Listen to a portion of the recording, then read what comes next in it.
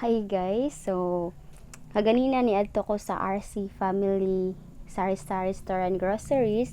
Mura na siya og 7-Eleven na antad tanan makapalit ka adto.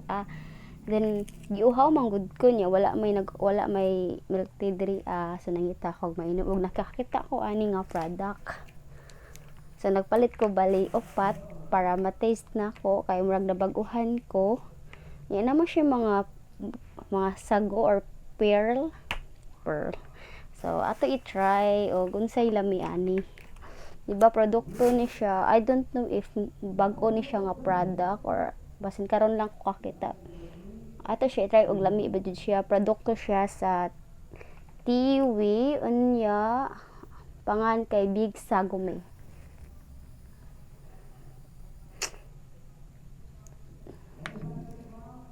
Tinudanay guys, excited kay ko makatalaw, so let's find out na.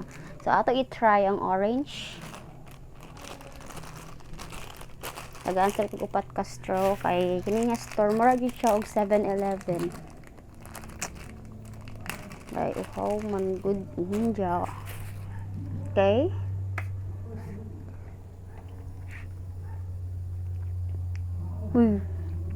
Di day ang siya pong melon, lami promise.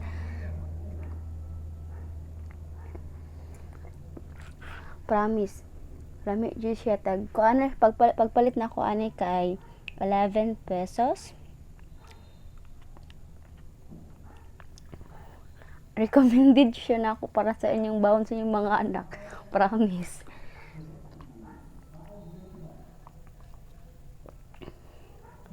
My God, lami siya. Hala, muna ni ako favorite ka. So, before that, aso ang i-try ang uban. Diba? Kay sure man jud ko mahurot na ako karong adlaw, parang gabi una. So, try na to ang kining plain nila. Shakes na to para ang kining pearl nila mauyog. Mas lami siya og bugnaw imnon.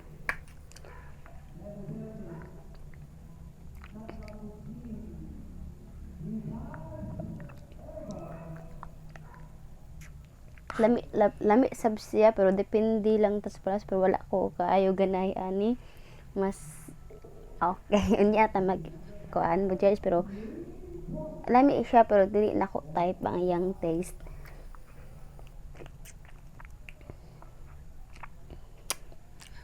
Ikatulong try ta sa kulay green, unsa kaniyang green panda.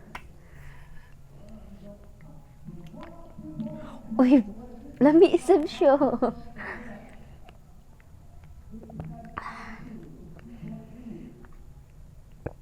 My God, guys. Muna siguro ni ako ganan para paliton. Kanang wala kay kapatag milk tea niya naara kay 15. Nay, okay ra kayo day. Kaya na sa 15 napakasukling 4. Lami kay siya. Produkto siya sa Kiwi.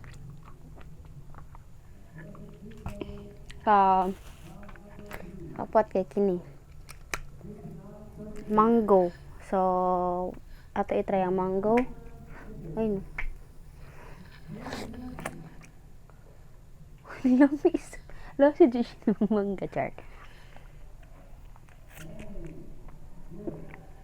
The best jud siyang upat.